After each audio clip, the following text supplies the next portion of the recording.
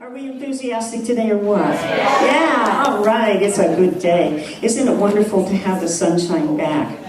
Yeah, you know, all that smoke, it can be a little dangerous. We could have accidents. And while we're speaking about cell phones, you know you're addicted to your cell phone if you have an accident and you say, "Can you hold on, please, I'm hemorrhaging." That means you're probably addicted. So if you are addicted or not, please turn off your cell phones. All right, we'd like to welcome everyone, especially if you're here for the very first time. This is Unity in Ashland. We are an organization that welcomes all faith paths, all paths, all no paths, anybody. So if you're here for the very first time, we would just love to know your name and where you're from, if you'd like to share that with us. Anyone in this section over here for the first time?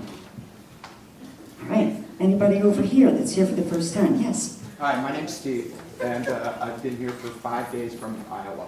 Oh, excellent. All right. You been visiting or you moved here? No, I'm here for a 9-month contract. So Okay, but well, I'm tempted to stay. Sure you will. No doubt. We have a couple people here. Yes. So these are Rina and Azusa from Japan. For just 3 weeks learning English. Welcome. Anyone else here for the first time? Yes. Hi, my name is Leela, and I just moved here with my husband in January. Excellent. Oh, You're the husband? You have a name too?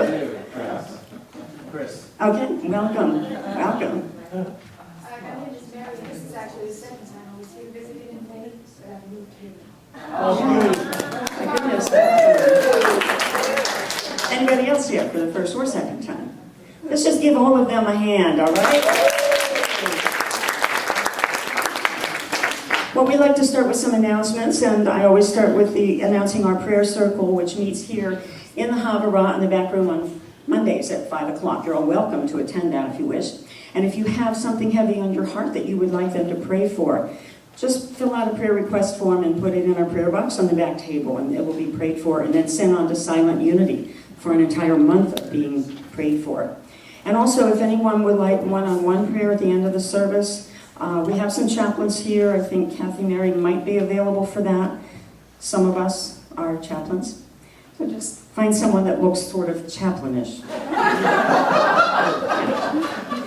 We are going to, next week, who knows what's happening next week? Oh, it's Sunday. Yes, next week it's Sunday. Well, beyond that, it's our anniversary and our annual meeting. It's the annual meeting and our 10th year anniversary with Reverend Norma Burton, who's not here today, but she's been with us for 10 years, and we want to celebrate her. So I have a couple things to say about that. First of all, we would love to give her a gift, but don't tell. I put a basket back on the table right next to the prayer box. So if you would like to donate to a gift for Norma, please put your donation in there, and we will gift her with something. Also, next week, it's going to be a potluck as well. And we have some clipboards, which I'm going to have passed around. Arlene, could you get that started just in this section? And there's one over here, too. It's already going back there. And there's one over here. Now, you may have signed up last week, but if you didn't, and if you're going to bring a dish, we just want to make sure we have enough food and food groups covered for everyone for next week. So please let us know approximately what you're going to be bringing. Also, it has to be vegetarian because they do not allow meat products here into the Havara, so it has to be vegetarian or vegan. And we are requesting that you all bring your own service, your own plate, fork, spoon, shovel, whatever it is you might want to use for yourself, your cup, your beverage as well. That way we can be environmentally friendly, which we want to be here. Another thing we'll be doing at that annual meeting is voting in new board members. Now, if there is anyone else that we don't know about who would like to volunteer to be on the board, please speak to me or to Kathy with her hand up right there at the end. And we will have to interview you, but we would be happy to do that.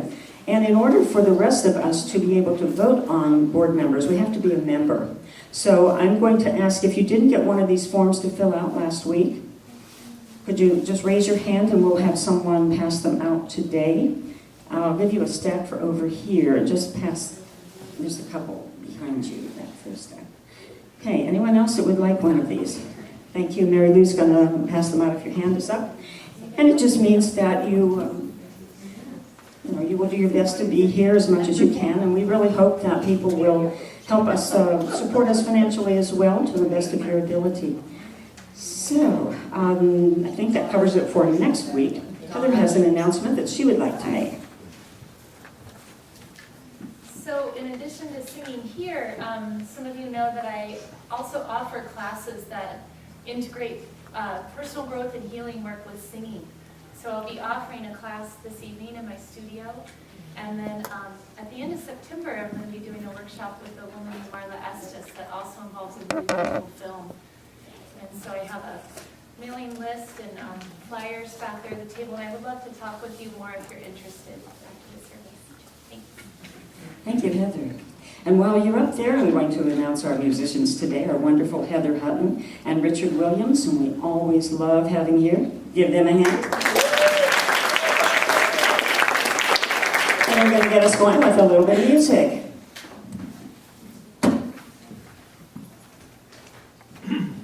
By the way, next week, for our 10-year anniversary, we're going to have a bunch of different musicians, a lot of good music. David Gabriel's going to be here, and we're going to do, he and I are going to do a new piece that I've written called Zen. Dramatic reading and everything.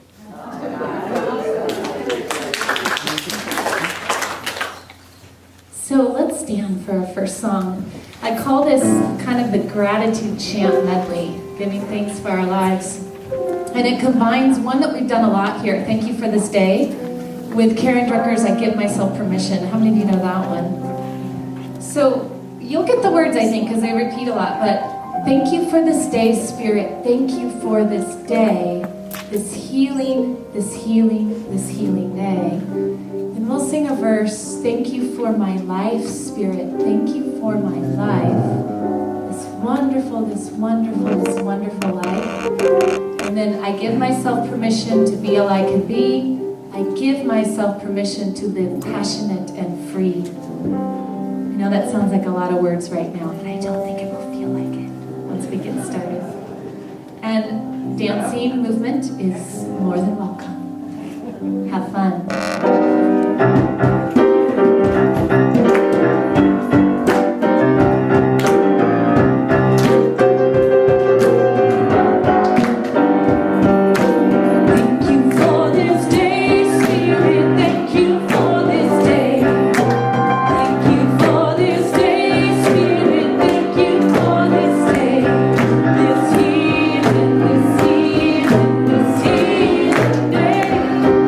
This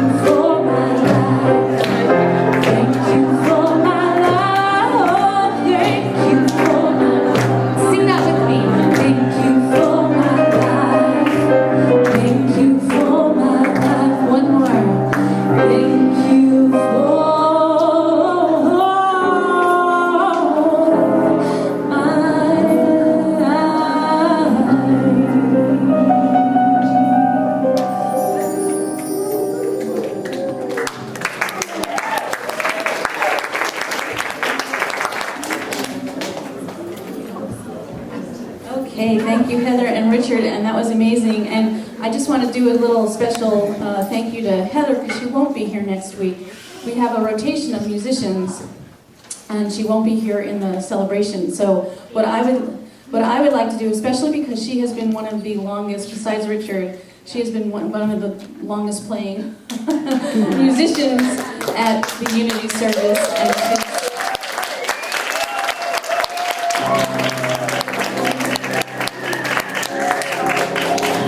it's been exciting to see all of her other projects, and I do highly recommend her workshop I've taken to, and it's really been wonderful, wonderful experience.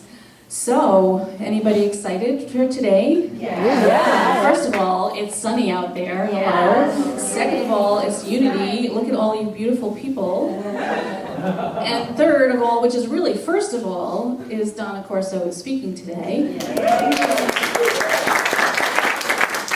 We are so fortunate to have her as the president of the board. I am on the board, so I really know, and I really am very, very grateful for her presence.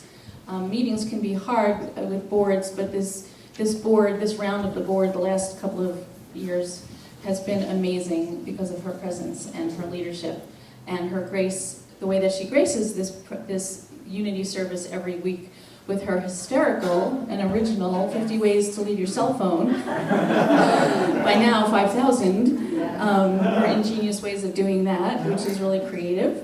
She's recently published her book, When the Wind Chimes Chime, which, by the way, became an Amazon.com bestseller this week. And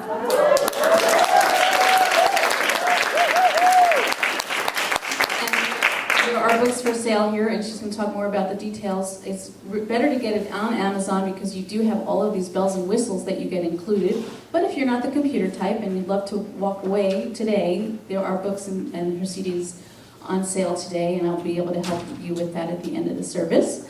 And she has invited actress Karen Douglas, another amazing part of our Unity service, who made our beautiful prayer shawls and does some beautiful readings along the way. She's going to be reading portions from the book, and together with Heather and Richard, are going to lead us on a journey into forever, where we may even hear the occasional sound of wind chimes. Please welcome Donna Corso and Karen Douglas.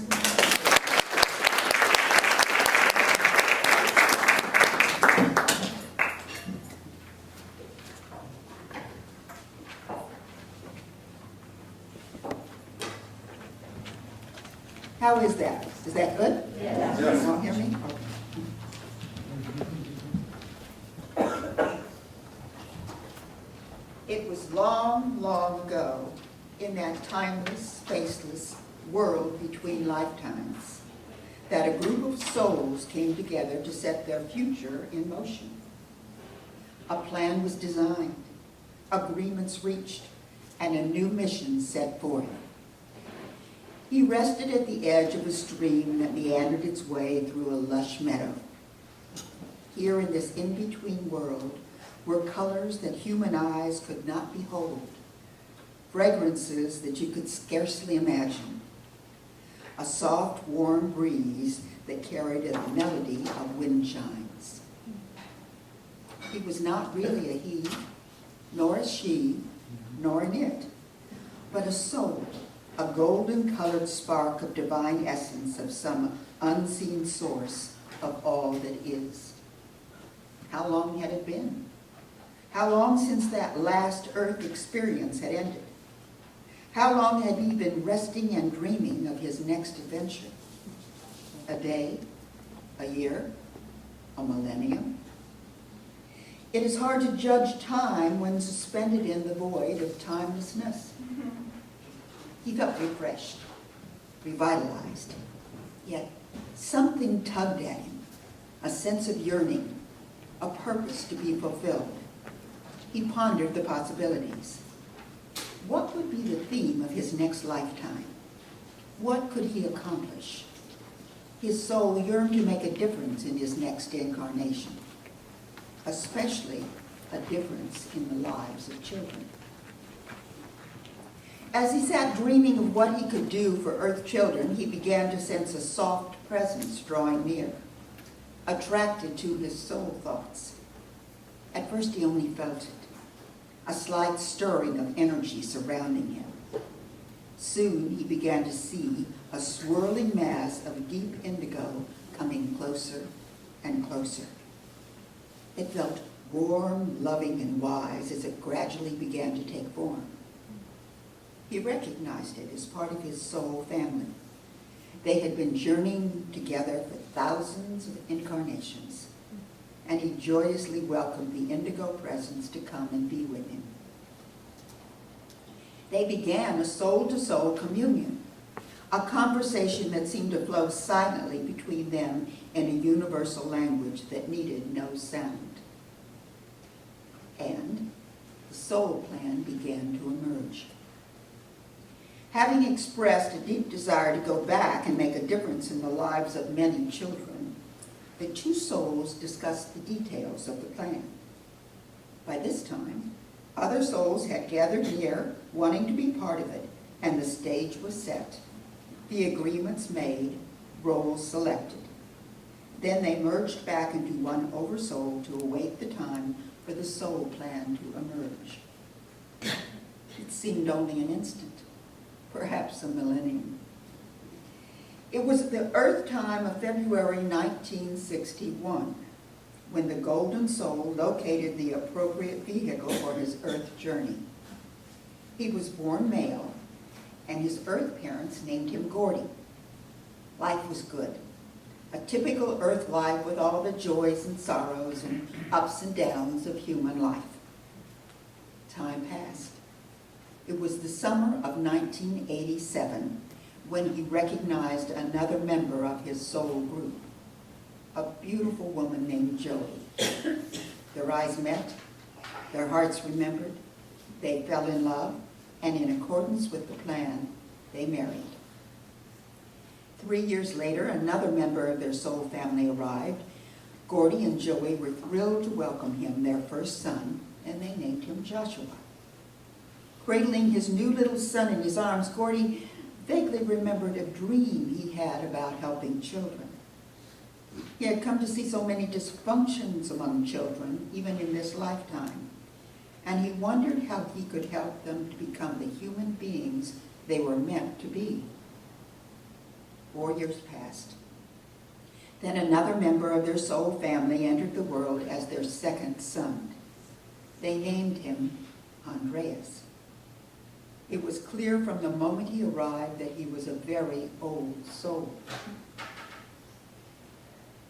His sparkling emerald eyes held a depth of wisdom, and the first time Gordy and Andrea's eyes met, there was an unspoken recognition. With their silent gaze, they reminded each other of the soul plan. 13 months later, the final member of the soul group arrived, and they named him Zachary. Their family was complete. Their journey together was good. It was a happy, happy time. And then it was 7 o'clock in the morning, his last breath. 7 o'clock on the 7th floor of the hospital, 7th day since checking into the intensive care unit. Andreas was 7 years old. Andreas spelled with 7 letters, 7, rhymes with heaven. And as he took his very last breath, his father, Gordy, leaned close to him and heard him utter his last words. When the wind chimes, chime. Just moments before, Andreas had reached up and taken the oxygen mask off of his face. Gordy rushed over to replace it on his little boy's face, and yet Andreas, as weak as he was, he took his daddy's arm and looked into his eyes and said, "Turn off my lungs." And he repeated it, "Turn off my lungs." I believe that Andreas knew that his breath was what was holding him in his physical body, and Andreas wanted to move on. Andreas was being drawn to something so beautiful that he could not resist it. Andreas was hearing the sound of wind chimes, and Andreas yearned to go home to the land of his soul. Heather, the land of his soul.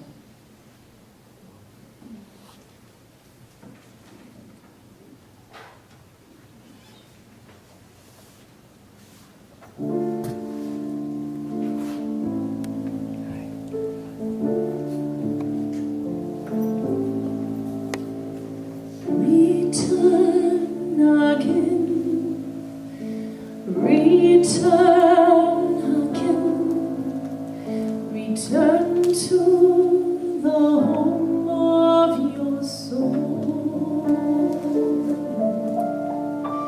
Return again. Return again. Return to the home of your soul. Return to who you are. Return to what you are.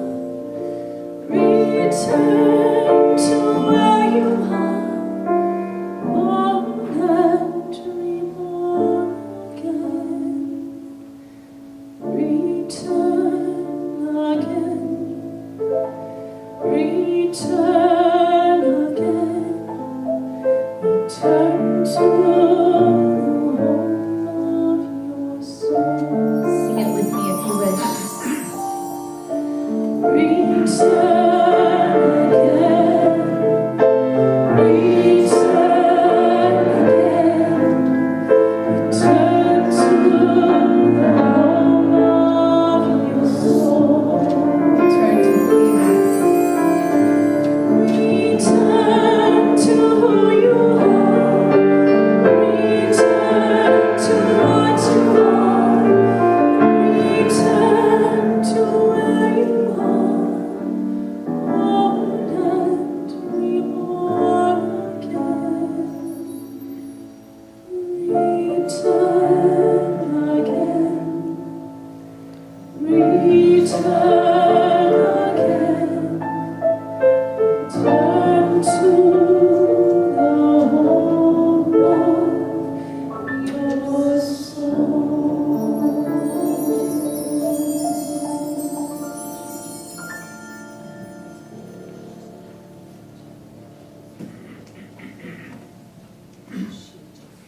I was at a meeting several years ago, and a young man stood up and he told the story of his little boy who had died. And as soon as I heard that story, I knew it was a story that needed to be told, that needed to be heard. Because it's more than just a sad story about a little boy. It's a story about fear. It's a story about hope. And it's a story that I think needs to be heard and to be told and to open a dialogue. I think that was part of Andreas's purpose on this planet for his 7 years, to open a dialogue about a topic that has been taboo for so long. Death. Dying. Andreas's final months should have been happy, should have been spent doing the things that little boys love to do. He should have been able to go to Disney World and go to carnivals and go camping with his family and have gentle closure with his family. It should have been a peaceful time. But Andreas's final months and weeks were not so peaceful.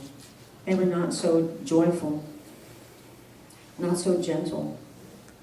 So I need to tell you briefly about his story, but I'm not going to give all the details. That's in the book if you want them. And I'm not going to leave you in a sad place today, but it's important to Andreas that we know his story. Andreas was a normal little boy, and yet he was very deep. He had so much wisdom in him. He was a very gentle soul. And as Gordy told me the story of his little boy, I know that one of the favorite things that Andreas used to like to do was to play with his imaginary sword of light, like the Jedi warriors in Star Wars. Only for him, his sword of light was to heal the children. In fact, Andreas said, "I want to be a master healer." He said, "I want to help save the world." And he said, "I want my book to help other children with cancer." Somehow Andreas seemed to intuitively know that there was going to be a book written about him. I never met Andreas. I only met his parents several years after Andreas left, but he wanted his book to help the children with cancer. You see, Andreas was diagnosed with osteosarcoma, bone cancer. It was in his upper arm. And it was a very hard journey for him in the last few months. One day, the doctor came to the parents and said, "Here's what we're going to do. We're going to amputate his arm, we're going to amputate part of his lungs, part of his ribs, give him chemo, give him radiation." Now, By this time, Gordy had already done a lot of research.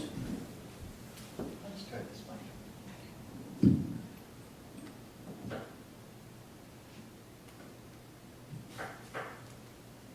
Gordy should have been researching how to use a microphone, right?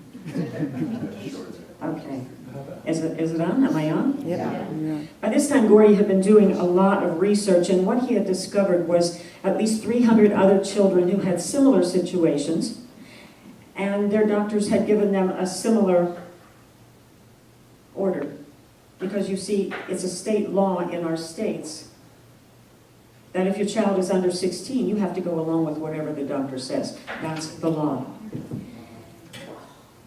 But Gordy had done all of this research, and what he found was 300 other children, approximately, who had similar situations and whose parents succumbed to the doctor's orders with all of the invasive protocol. And every single one of those children, 100% of them, had died anyway. And they died a horrible death. So Gordy and Joey, they went along with the program for a while until it was clear there was no chance for Andreas to live, and they wanted to protect his integrity, his dignity. They wanted him to have a peaceful passing. And so they said to the doctor, there must be some alternative. Uh-oh, alternative, the dreaded A word. Doctors don't like that word. The doctor said, you try anything like that, we will take Andreas, we will make him ward of the state, we will do this operation with or without your permission. And because they were deemed irresponsible parents, they were also threatened that their other 2 children could be taken from them. They did manage, though, to evade the law. But that meant that Andreas's final days, weeks, months were fleeing from the law because they were threatened over and over again. Finally, they were threatened that they had to show up at 10 o'clock in the morning at this one particular medical facility and this operation was going to be done. Well, they managed to get him out of the country in the nick of time. Joey and the other 2 children stayed home because it was expensive, but Gordy and Andreas managed to fly to China because they had a connection with a medical doctor in Beijing who offered to treat Andreas for free of charge if they could get him there. So they flew him there.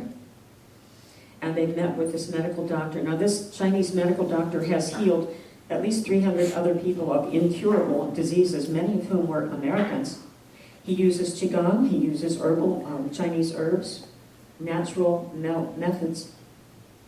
And he met with, Gordy and Andreas met with the doctor the next morning, and the doctor had 2 friends with him, 2 old men who did Qigong. They were Qigong masters from a 6,000-year lineage of Qigong masters. Isn't it interesting? We have a little person here. You too, make it too. No attention to the man behind the screen. Oh yeah, we didn't even notice you. Well, it's good to have a little humor injected here, isn't it? Yes. People are used to humor, and I don't have it today. Anyway, so they met with the doctor and the 2 Chinese Qigong masters, and the Chinese men got together with Andreas, and they talked among themselves in Chinese, and finally they bowed to Andreas and left. So Gordy went over and asked the interpreter, well, what did they say? Can they help my boy? And the interpreter said, no, what they said was, they have identified your son as one of the ancient ones, and this is his soul's path. This is his soul's journey, and this is the way he has to leave this planet. And besides that, they told Gordy that Andreas is the teacher and you are the student. So pay attention to Andreas. I find that to be such a beautiful part of his story because to me it really gives more validation to the continuation of life, and that other cultures seem to accept this peacefully. Our culture, for some reason, resists any kind of a natural dying in many cases. Not in all cases, but in many cases.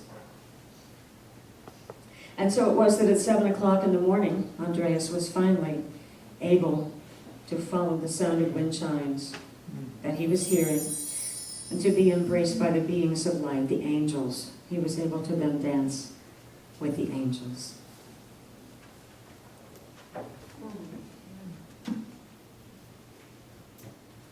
Before this song,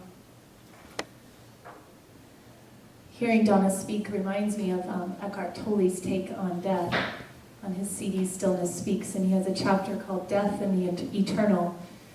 And he says, death is not the opposite of life. Life has no opposite. The opposite of death is birth. Life is eternal. And so with death, we're merely speaking of the metamorphosis of forms of life. And I found that very helpful. So stand, sing with the angel.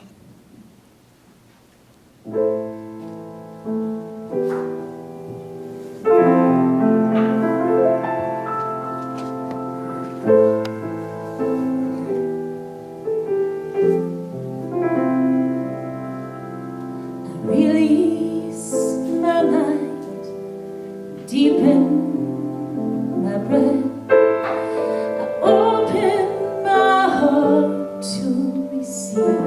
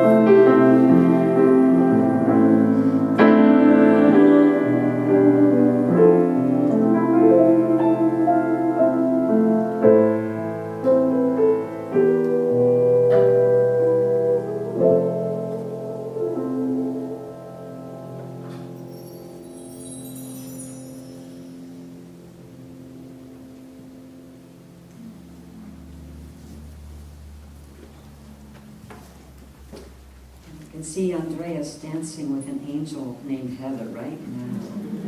Yes, we can appreciate her. Thank you. I do believe he's dancing with angels because I believe that at the moment of death we discover that we're still alive. We just don't need these things that we walk around in anymore. They don't serve us anymore. We don't need the body. But we are even more alive at that moment than we have ever been. I love the analogy that Neil Donald Walsh uses in his book, Home with God and a Life That Never Ends. He uses the sign of infinity, or like a figure 8. And according to his teachings, we come into the physical realm, and then we cross over into the spiritual realm. And we cross over into the physical, and cross over into the spiritual, and back and forth. It's the dance of eternity. There is no end of life. It just takes different forms in different places, but we always live. Leaving this world is just as natural as entering it. In the first stage, I believe, after we die, we let go of the body. We disconnect from the body. We don't need the body. We're on to higher things. And the second stage of death, according to Neil's teachings, we disconnect from the mind. Because the mind is really keeps us connected here with things of the earth.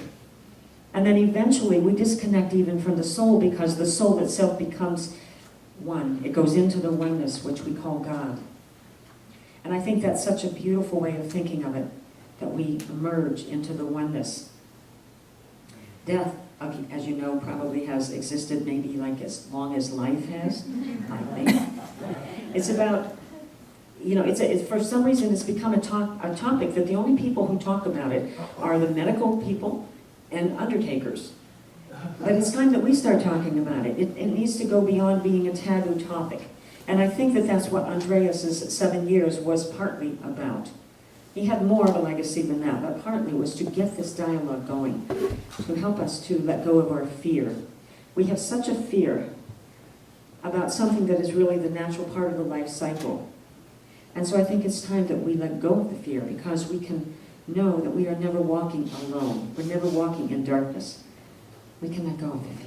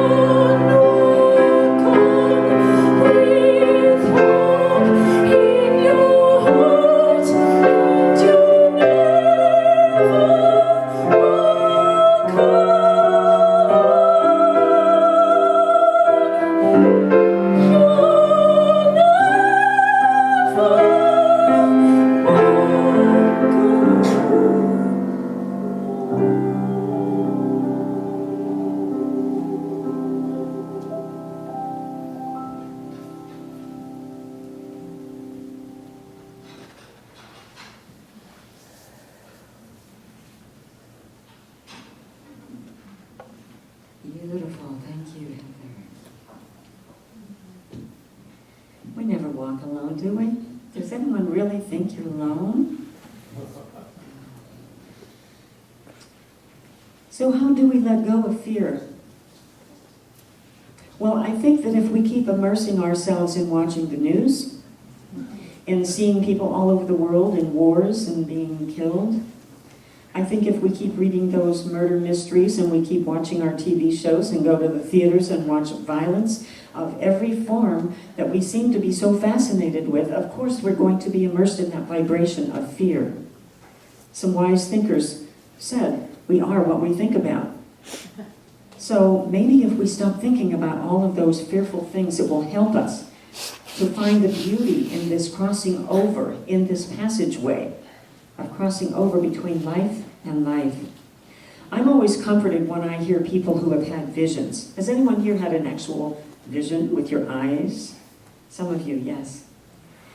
My grandmother, shortly before she died, probably a few days or weeks, I'm not sure, she was in a nursing home and she was in her late 80s. And one day my mom went to visit her, and first thing my grandmother said was, "Guess who came to visit me this morning?" My mom figured, well, it must have been the minister of our church. Who else would come in the morning? And my grandmother said, no, it was Jesus. And she was very lucid. She was not out of it at all, and she was wide awake that morning when this glowing figure appeared at the foot of her bed and began beckoning her. And she knew, because of her Christian background, she knew that was Jesus. Now, perhaps if she had been another religion, they may have interpreted that glowing being in a different way, or as an angel. But that comforted her, just knowing that there was something beautiful waiting for her. That's what I think we need to embody. That's what we need to embrace. A lot of people have had near-death experiences, and I've always been very intrigued by that. When I learned that Andreas's final words were "when the wind chimes chime," I asked Gordy, well, what do you think Andreas meant by that?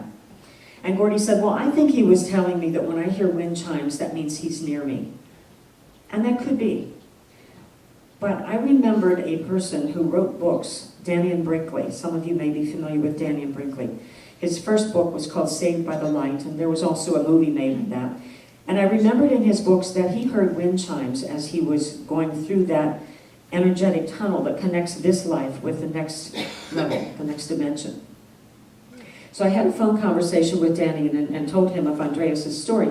And he said, I believe that Andreas was already entering that tunnel on his way to the next dimension. And he said when we enter that tunnel, his experience has been that our frequency changes to adapt to the new frequency, and that people hear it as music. Some people might hear it as celestial music. He always heard it as wind chimes. And so he felt very sure that Andreas was already entering that tunnel, and that he understood that his breath was what was holding him in his body. And he needed to remove that oxygen mask so he could let go of the breath and continue to follow those wind chimes. I find that so comforting, and there's been so many other books written on near-death experiences. I really recommend that we immerse ourselves in that instead of the violence on our TV screens and our theaters.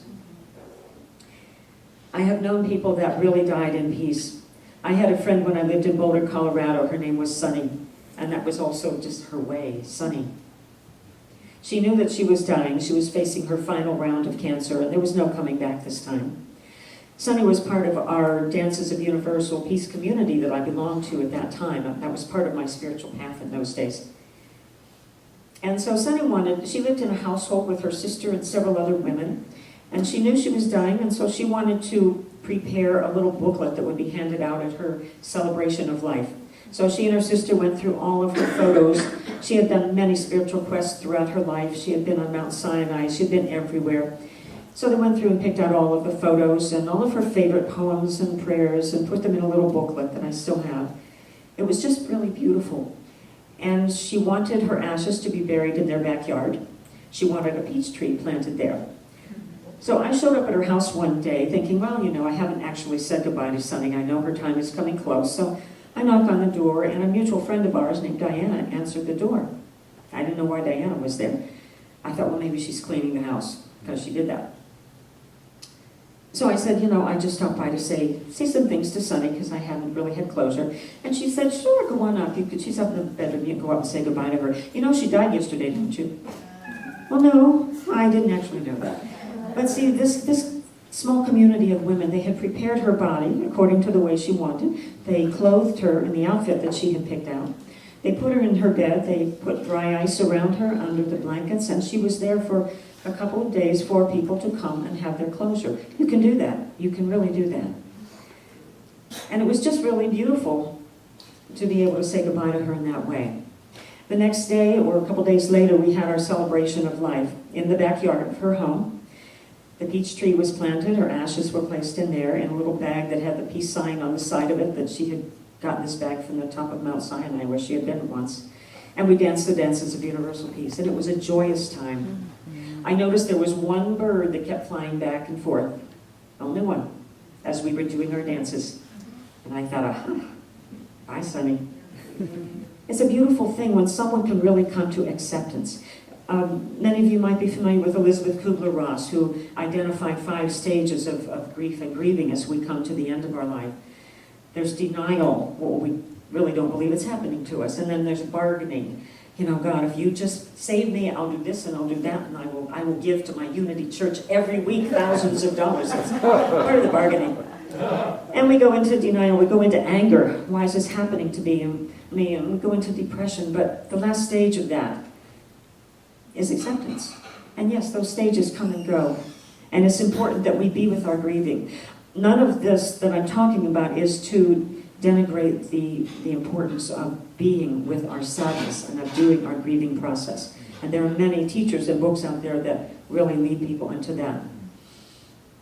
But I talk more about once we get to the acceptance stage, can we actually accept in a beautiful way that we are coming to the end?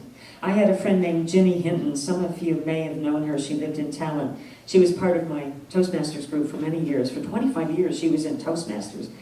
And her husband was in there too. When he got near the end of his life, he would drag his oxygen tank into our Toastmasters meetings, just really faithful to the end. And after he died, Jenny was the most upbeat person I've ever known. She just was really stoked about life.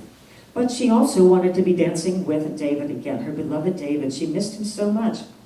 And so towards the end, she was given an opportunity to either have an operation for whatever, her heart, I guess, or have hospice care. And she said, well, now, she was 90 years old. She had just celebrated her 90th birthday around a swimming pool where she actually danced to someone's banjo at her 90th birthday party. She was a light.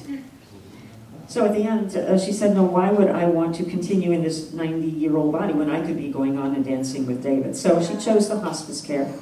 The last day of her life, I was one that had volunteered to come and sit with her in the evening. So I called to see if she would like me to pick anything up. And someone answered the phone. Someone said, well, Jenny's been having a hard time breathing today. There's a hospice person on their way.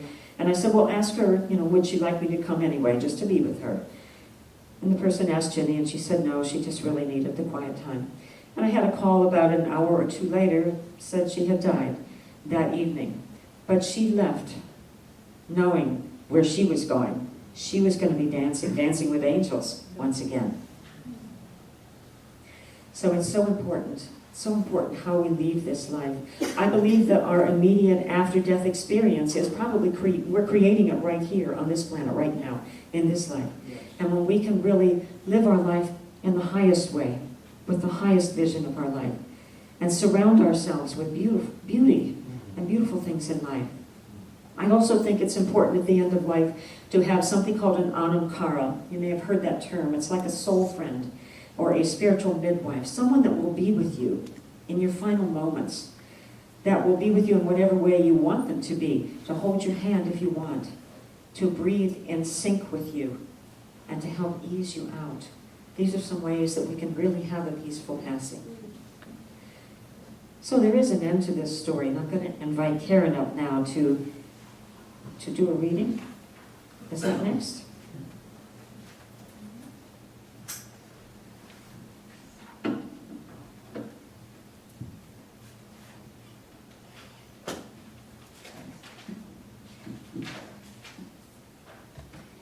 Remember at the beginning of Donna's book, we were observing a group of souls designing the soul plan for the upcoming time together. One by one, they came to Earth and found each other. Life was good until fear entered their lives. So here then is the rest of the story. Fear entered the lives of Gordy and Joey when Andreas pushed off his oxygen mask and whispered, "Turn off my lungs." They had forgotten this part of the plan. They had forgotten the contracts they had made with one another. Suddenly they were frightened. How could this be happening, they demanded of an invisible God. Why have we been forsaken, they cried out in anguish. Yet, deep in the night, in the dream time, the family would gather together and the indigo soul would remind them of the soul plan. He reminded them that Andreas would be staying only a few short years and that a time would come when it would appear that he would suffer and that his earth life would be cut short, that they would feel sad, angry, and betrayed, that they would mourn and grieve, but eventually would grow stronger as they remembered. The Indigo One reminded Gordy that there was much work still to be done, that the program he had been inspired to create, the secret to the unlimited child, now needed to be brought to completion and introduced to the world. It had been Gordon's passion and inspiration for eons. Now it would be up to him to bring it forth in the physical world. It would become Andrea's legacy. The allotted day arrived. Andreas had fulfilled his contract. He sent silent goodbyes to his loved ones, and with his frail voice, he asked to be set free. Turn off my lungs. He knew that the love flowed through his family and would live on. He knew that he would live on. Hearing soft, compelling medley of the distant wind chimes, he felt himself being drawn into a tunnel. There was a light so brilliant his earth eyes could not withstand it, but his soul eyes could not resist its pull. Home. He was going home. He would wait for the others there. He would be with them from that faraway place, unseen, loving them always, in all ways. And one day they would all be together once again in that timeless, spaceless void between lifetimes. They would celebrate their accomplishments and they would plan their next journey. And so it was. Included in her book, Donna has written a poem that I think sums up everything she's been writing and talking about. It's called The End of Fear. I heard a voice of silence resounding in my ear. It told me of a time to come when there would be no fear. It said I had a part to play in that transcendent shift, and I'd help them all to understand so the clench of fear could lift. The purpose of my life, it said, would be to lead the way that all would know the glory of their passing over day. I'd help them all remember where they'd been before their birth. I'd help them all to see again their beauty and their worth. I'd tell them of the passageway that leads them to the light. I'd help them understand there is no need for fright. I'd lead them to the pathway that ascends the mountainside. I'd teach them how to walk that path till they reach the other side. I'd point out all their loved ones, arms open to embrace, awaiting their return at last to that light-filled place. Yes, again, the voice of silence comes pulsing in my ear. It tells me, this is the time we can let go of fear.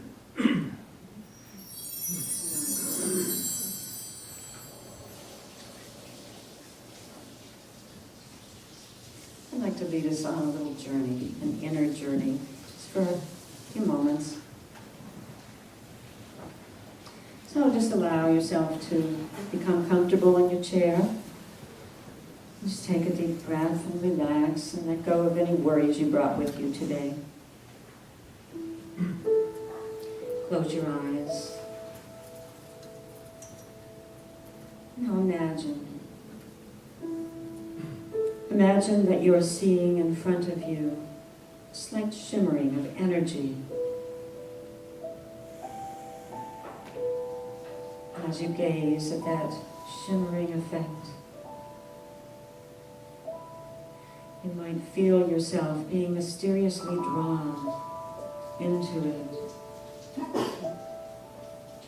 It becomes more and more distinct.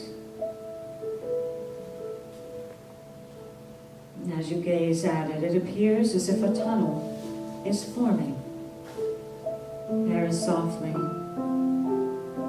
in front of you.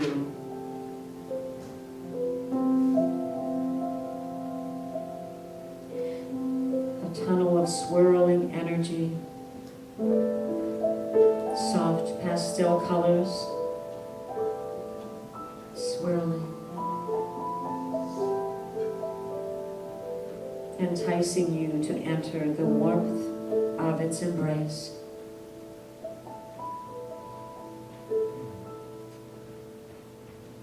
You might even hear the distant sound of wind chimes. You might feel an irresistible pull, a sense that you are moving gently towards something beautiful, something beyond anything that you have ever experienced before.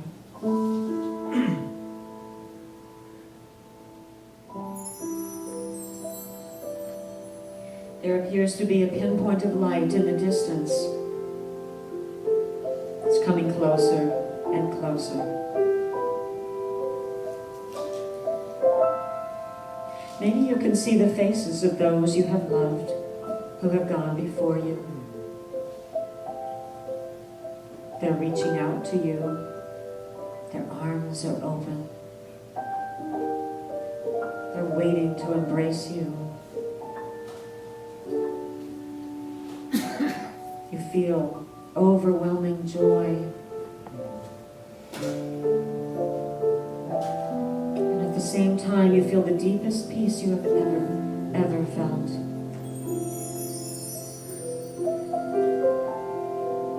This is what it's like. This is what it's like. You'll never walk alone.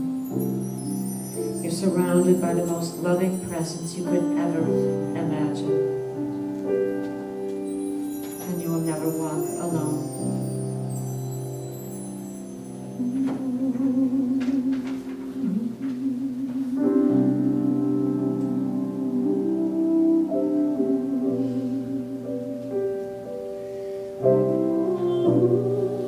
Never alone.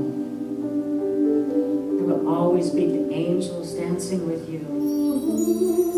There will always be the arms awaiting to embrace you. It's a joyous time. It's a peace for joy. A time for joy, a time for glory. There's no need for fear. It is a time of the grandest glory you can imagine.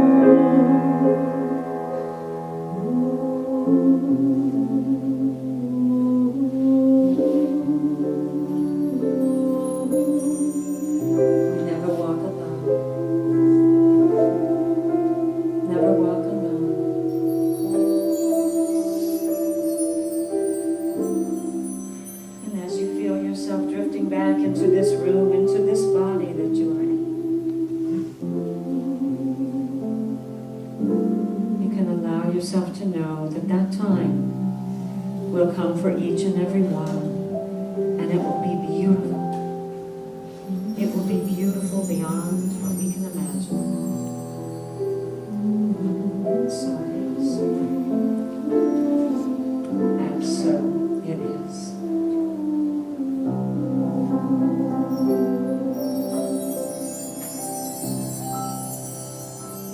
I'd like to share a death and drowning experience I had several years ago. I was in a swimming pool and my feet couldn't reach the ground. And I was crying for help. Nobody came. And somebody came and they pulled me out. And I couldn't figure out what was happening. But why bring it up now? I got a telephone call a couple days ago, and the lady that pulled me out of this pool, we met, and she was so lovely, and I cried the whole time she was there. It's an unbelievable miracle, walking miracle. I'm so blessed. I took so many chances in life, and that's so unplanned. I needed to share this. Thanks, everybody, for this. Thank you, Walter. That's a beautiful story. And we are so glad that she pulled you out of that pool because we love having you here every week. You are a blessing. You are a blessing. I think about this 6 years ago. I'm only now. This is our time of opportunity. I think of it that way. It's our time of offering. And when I like to think about purpose. What is my purpose on this planet? Is my purpose just about entertaining myself and having fun and doing this and doing that? Or is my purpose about feeding my soul? For me, it's about feeding my soul. And I come to places like this to have my soul fed. And that's why I want to support things like this. We can always support those things in the outer world, like Walmart, or baseball games, or whatever our entertainment is. But this is what it's about. It's about feeding our soul. So we hope that you will help be generous.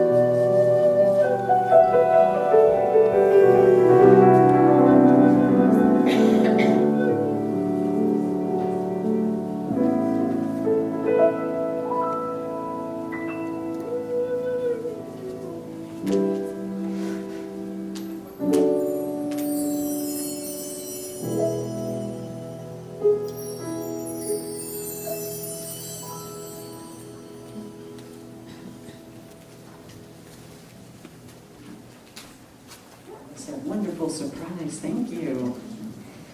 We'd like to bless the offerings. We'd like to rub our hands together and get the energy flowing. Because all that energy flowing towards our offerings can make it multiply 1,000 times 1,000. I'm convinced of that.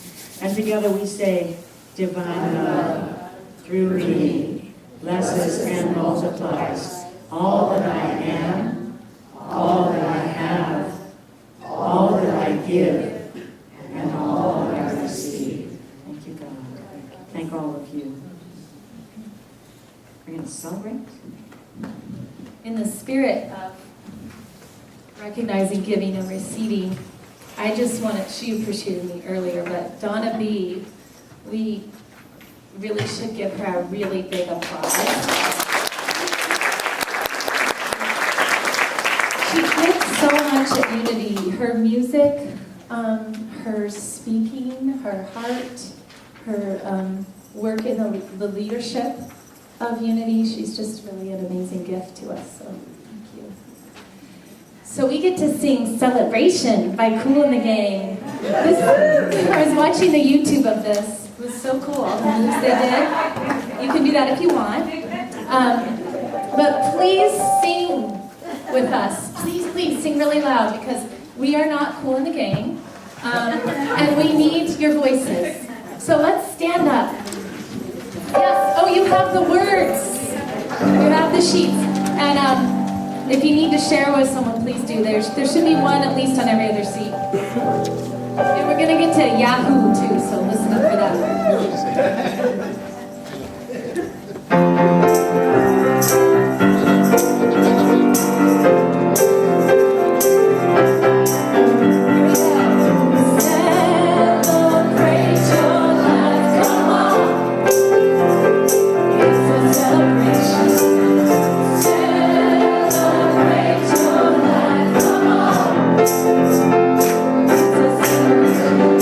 Party going on right here.